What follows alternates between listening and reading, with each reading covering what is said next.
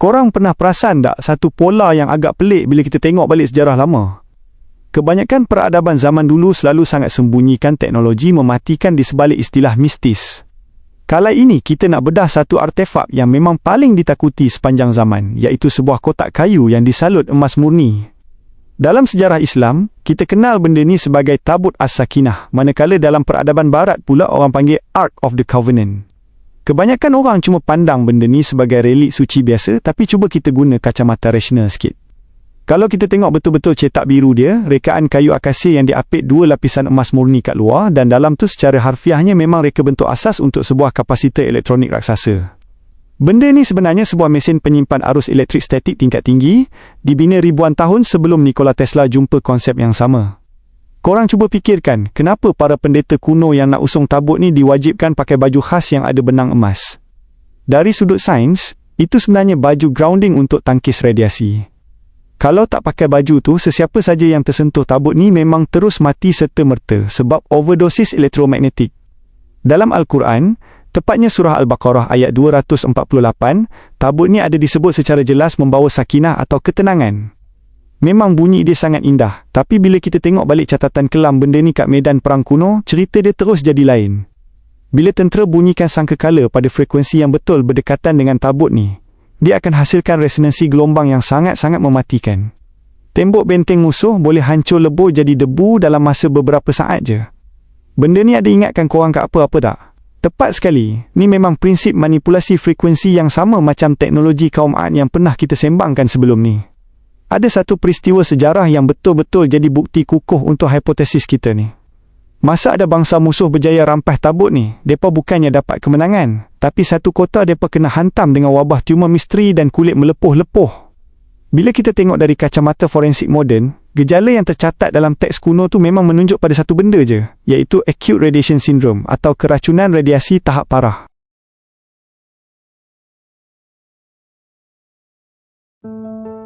Pernah tak korang tertanya-tanya siapa sebenarnya yang cipta senjata radiasi canggih macam ni pada zaman gangsa dulu? Kalau korang nak tahu, jawapannya ada pada bahagian penutup tabut tu sendiri, dan ni memang antara penemuan paling menarik perhatian bila buat kajian. Ke atas penutup tu, ada 2 patung bersayap yang duduk berhadapan, dengan hujung sayap masing-masing hampir bersentuhan sampai tinggalkan satu celah kecil kat tengah-tengah. Dalam dunia elektrikal radio purba, rekaan celah tepat macam ni ada nama khas, iaitu spark gap atau celah percikan.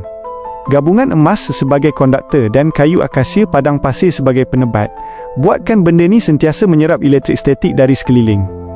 Bila cas tenaga tu dah terlebih muatan, dia akan meletup keluar melalui sayap tu, membentuk pilar plasma atau kilatan api yang menjulang tinggi ke langit.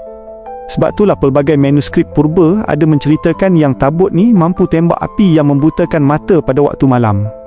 Tapi bila benda ni punyalah pemusnah, timbul pula soalan, kenapa Al-Quran sebut benda ni membawa sakinah yang bermaksud kedamaian atau ketenangan? Jawapannya ada pada manipulasi frekuensi. Kajian neurosains moden ada jumpa satu fakta yang cukup mengejutkan. Pancaran frekuensi elektromagnetik pada tahap Schumann resonance rupanya mampu turunkan gelombang otak manusia secara beramai-ramai ke fasa alfa. Kesannya, rasa takut, panik dengan stres kat medan perang boleh hilang sekelip mata, lalu mengubah pasukan biasa jadi prajurit yang langsung tak ada rasa takut. Ketenangan buatan untuk pasukan sendiri. Dan pada masa yang sama ada resonansi penghancur atom untuk pihak musuh. Memang cukup dahsyat kan? Sebab tahu betapa bahayanya benda ni, Nabi Sulaiman, raja yang menguasai teknologi paling hebat sepanjang zaman, kena bina satu bilik kebal khas kat bawah kuil suci. Bilik tu kedap udara tanpa seberkas cahaya pun, dindingnya dilapisi timah hitam dengan emas murni, siap terhubung terus ke sungai bawah tanah sebagai sistem grounding atau penyejuk reaktor. Baginda bukannya sekadar simpan perhiasan biasa, tapi sebenarnya tengah mengurung sebuah mesin reaktor purba yang tengah aktif. Sekarang cuba kita fikir sejenak. Dari mana datangnya rekaan reaktor secanggih ni pada zaman purba kala? Kalau korang ingat balik pasal peradaban digital sebelum zaman banjir Nabi Nuh, rasanya benang merahnya dah mula bersambung. Rekaan tabut ni bukannya murni hasil eksperimen manusia semata-mata, tapi ilmu ni diturunkan terus dari dimensi yang lebih tinggi. Sebuah teknologi warisan dari era hard reset yang fungsinya mungkin jauh lebih besar daripada sekadar sebuah senjata. Korang tahu tak, sebenarnya kat luar sana ada pihak-pihak rahsia yang tengah menggali habis-habisan sebab nak cari balik satu benda ni. Kalau kita tengok balik sejarah pencerobohan kat Timur Tengah, semua tu bukan sekadar pasal rebut tanah semata-mata, tapi ada misi besar-besaran nak cari artifak purba. Korang ingat tak cerita pasal Knights Templar? Pasukan elit perang salib yang mendadak jadi kaya raya kat Eropah lepas diorang menggali ruang bawah tanah kuil Sulaiman. Ramai sejarawan bebas yakin sangat diorang ada jumpa sesuatu kat situ. Ataupun sekurang-kurangnya diorang jumpa pelan binaan tentang ke mana benda tu dah dipindahkan. Tapi timbul soalan, kenapa elit global zaman sekarang terobsesi sangat nak jumpa tabut ni? Percayalah cakap saya, diorang bukannya ada niat nak letak benda tu dalam muzium purbakala. Agenda rahsia pembinaan kuil KE3 takkan pernah boleh beroperasi tanpa tabut As-Sakinah ni bertindak sebagai CPU atau punca kuasa utamanya. Bila kita fikir balik, benda ni memang sangat masuk akal kalau digabungkan dengan konsep fizik kuantum. Nak buka portal dimensi atau Stargate berskala besar, diorang memang perlukan bekalan tenaga elektromagnetik yang tak ada had, satu penjana kuasa raksasa untuk menyambut entiti yang diorang sembah, iaitu penyesat akhir zaman. Diorang perlukan tabut tu semata-mata nak tembus tiang frekuensi pelindung bumi, iaitu dinding halimunan yang sama pernah kita bincang pasal Gunung Qaf sebelum ni. Tapi kasihan kat diorang, sebab benda ni tak boleh diakses sebarangan. Ia ada sistem keselamatan radiasi tersendiri yang cuma akan bertindak balas pada kriteria genetik atau kerohanian tertentu sahaja. Jadi, kat mana sebenarnya tabut ni berada sekarang? Ada satu dakyah popular kata benda ni dah diseluduk masuk ke Aksum, Ethiopia dan dijaga ketat oleh seorang biarawan. Tapi kalau fikir guna akal logik, rejim dunia yang ada satelit tentera serba canggih sekarang ni mesti dah lama pergi rampas kalau betul itu yang asli dan bukannya sekadar replika. Catatan literatur kuno ada sebut yang Nabi Yeremia dah sembunyikan tabut tu dalam satu gua rahsia sebelum tentera Babylon datang menyerang dan disegel rapat sampai ke akhir zaman. Tapi, khazanah eskatologi Islam ada jawapan yang jauh lebih spesifik dan mengejutkan, di mana petunjuknya mengarah terus ke kawasan Antioquia dan Tasik Tiberias. Dalam beberapa riwayat sejarah Islam, memang ada disebut yang Imam Mahdi sendiri yang bakal keluarkan tabut As-Sakinah ni kelak dari sebuah gua ke Antioquia, dan ada juga riwayat kata dari dasar Tasik Tiberias. Benda ni membuktikan satu perkara yang mutlak. Sesaat pun teknologi penggalian paling hebat zaman sekarang takkan mampu tembus pelindung yang dah ditakdirkan. Mesin tenaga gergasi itu sekarang tengah berada dalam mod rehat, menunggu insan yang betul pada waktu yang dah ditetapkan. Dan bila tabut tu dikeluarkan nanti, ia akan jadi hujah paling kukuh yang membungkam seluruh ahli kitab kat dalam dunia ni. Sebab selain berfungsi sebagai kapasitor gergasi, korang tahu tak apa sebenarnya isi kat dalam peti emas tu? Apa yang buatkan ia begitu dahsyat sampai mampu tumbangkan sebuah peradaban? Mari kita buka rahsianya satu persatu. Menurut tafsir dan literatur klasik, ada 3 artifak utama yang tersimpan rapat kat dalam peti ni, iaitu kepingan batu Taurat yang asli, tongkat Nabi Musa, dan satu bekas yang berisi manna, iaitu makanan dari langit. Orang biasa mungkin anggap semua ni sekadar barang antik simpanan biasa, tapi cuba kita kaji guna daya pemikiran sains. Bermula dengan kepingan batu Taurat, teks kuno ada sebut secara spesifik, yang batu ni lut sinar dan diperbuat daripada kristal safir murni.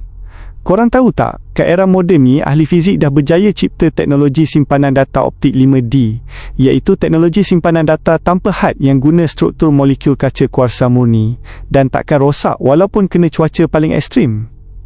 Memang sangat logik kalau kepingan batu yang turun dari Gunung Sinai itu sebenarnya ialah peranti memori kuantum, satu flash disk ilahi yang mengandungi cetak biru alam semesta, hukum fizik realiti dan data ramalan sejarah yang tak boleh diubah oleh manusia. Selepas tu, bagaimanakah pula dengan tongkat Nabi Musa, benda yang pernah membelah lautan dan mengubah struktur bahan organik? Dalam sains fizik peringkat tinggi, nak kawal graviti dan manipulasi ikatan atom perlukan satu saluran tenaga dengan voltan yang melangkaui akal fikiran kita. Tabut As-Sakinah ni pada dasarnya ialah charging station atau stesen pengecas untuk tongkat tersebut. Bila tongkat tu dimasukkan ke dalam tabut, ia akan menyerap frekuensi elektromagnetik dan plasma secara berterusan supaya sentiasa bersedia untuk membengkokkan hukum fizik bila masa diperlukan. Artifak ketiga pula ialah manna, makanan bernutrisi tinggi yang diturunkan untuk menampung ketahanan fizikal bangsa Isbiul masa kat padang pasir dulu. Kenapa seporsi manna ni mesti dikunci dalam peti tabut dan peliknya tak pernah basi atau rosak beribu-ribu tahun? Jawapannya mudah, sebab medan tenaga tinggi kat dalam kotak emas tu berjaya mewujudkan ruang steril yang sangat bersih.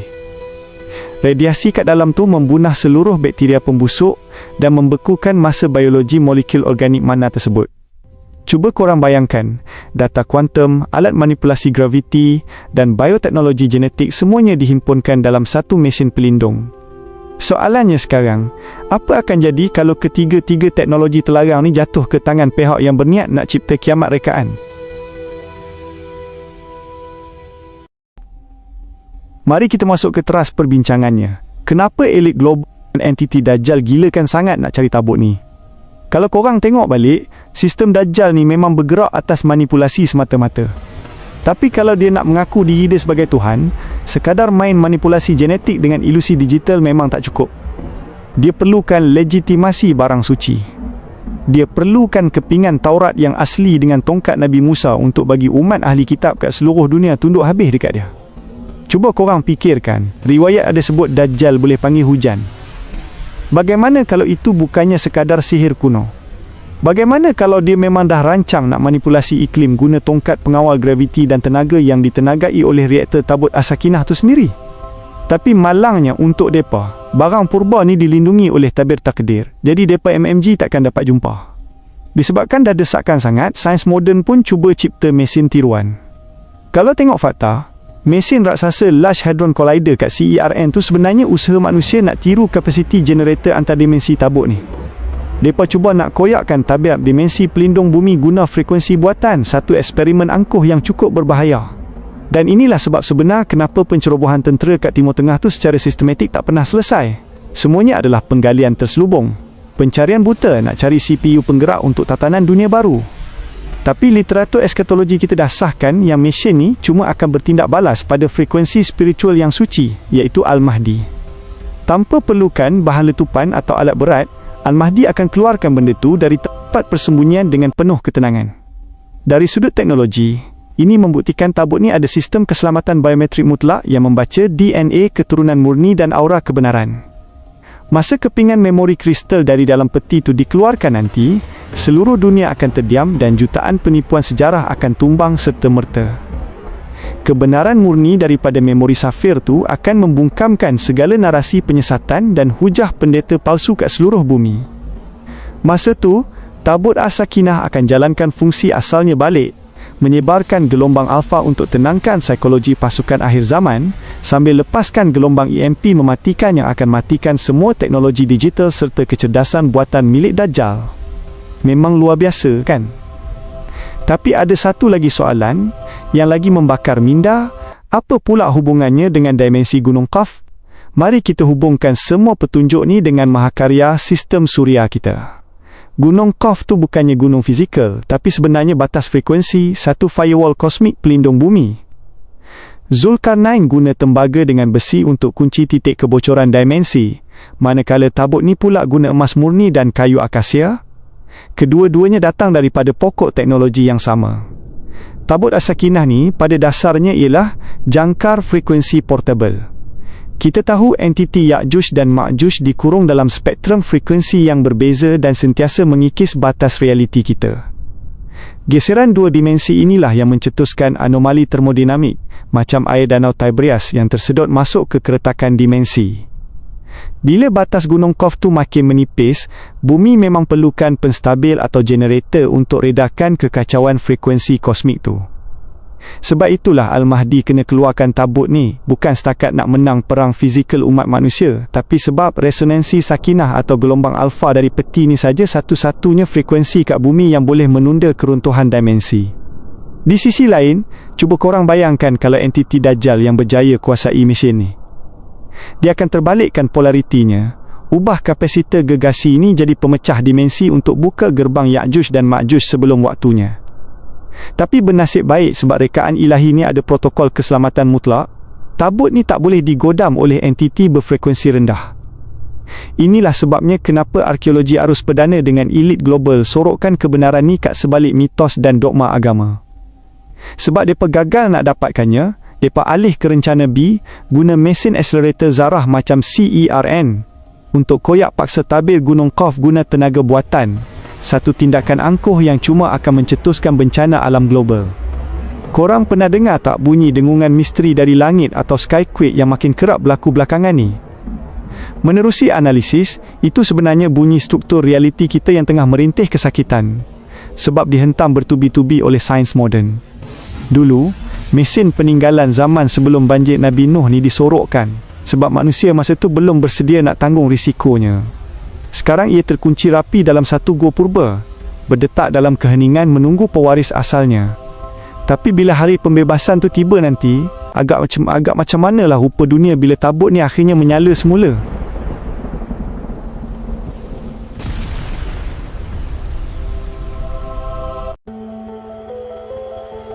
Cuba korang bayangkan bila kita projekkan semua ni ke masa depan, khususnya masa Al-Malhamah Al-Kubra nanti. Ramai orang ingat perang akhir zaman ni sekadar perang tebas-mentebas pakai pedang tradisional biasa. Tapi bagi aku, tanggapan tu kurang tepat. Sebenarnya, ini perang gila-gila antara tirani teknologi digital paling canggih milik Dajjal lawan teknologi ilahi murni yang dibawa oleh Al-Mahdi. Cuba korang bayangkan senario ni. Masa tabut As-Sakinah tu dibawa pergi garis depan, reaktor kapasitor kuno tu tiba lepaskan satu gelombang denyutan elektromagnetik raksasa.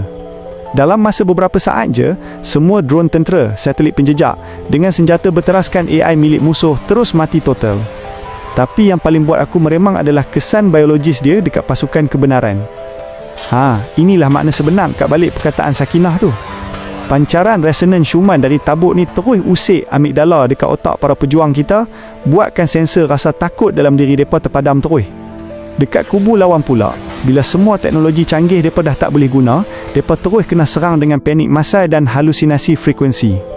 Dalam keadaan kucar kacir tu, lempengan memori Safir Taurat pula memancarkan proyeksi data kebenaran kosmik yang langsung tak boleh dinafikan, sekaligus hancurkan terus segala sihir digital dan ilusi holografik yang Dajjal guna bertahun-tahun untuk cuci otak manusia.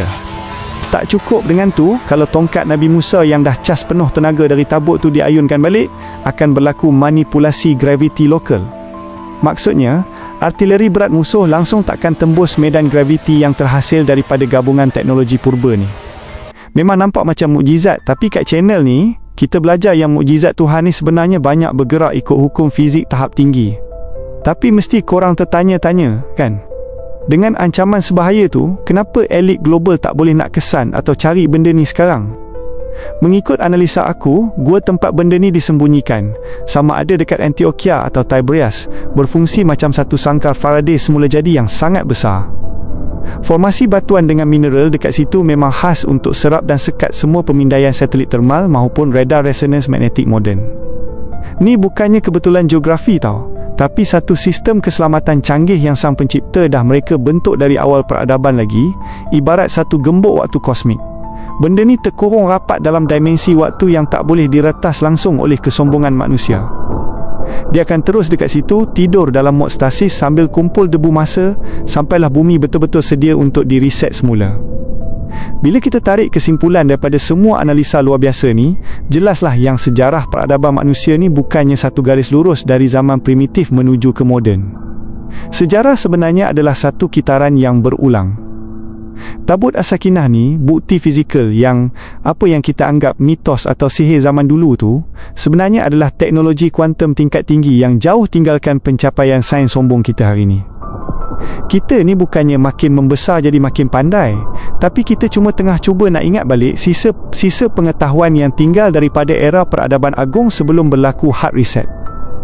Dan dalam pada banyak sangat teknologi pemusnah massal ni, mesej paling penting tetap balik pada perkataan Sakinah tu sendiri, bahawa ketenangan sebenar takkan datang daripada mesin atau teknologi digital, tapi ketenangan mutlak cuma hadir bila frekuensi jiwa kita betul beresoni penuh dengan sang pencipta alam semesta. So, macam mana pendapat korang? Korang setuju tak yang tabut ni sebenarnya satu kapasitor tenaga dan jangka dimensi? Atau korang ada teori konspirasi lain yang lagi padu dan mind-blowing? Jom kita sembang dan bedah sama-sama dekat ruangan komen bawah. Kalau analisa ni buka sudut pandang baru untuk korang, jangan lupa tekan butang like dan subscribe channel kita, agar semakin ramai yang celik dengan misteri sejarah peradaban kita yang sebenarnya dah lama ditutup oleh elit global. Korang jangan lupa cek juga video aku yang lain pasal Gunung Qaf dengan teknologi kaum Ad untuk nampak benang merah keseluruhan sejarah ni. Terima kasih banyak sebab sudi teman aku buat riset panjang ni dari awal sampai habis. Terus kekal kritis, jangan telan bulat-bulat sejarah arus perdana sebab kadang-kadang kenyataan masa lalu tu jauh lebih fiksyen daripada dongeng yang biasa kita baca. Korang relax-relax dulu, jumpa lagi dekat video seterusnya. Assalamualaikum warahmatullahi wabarakatuh.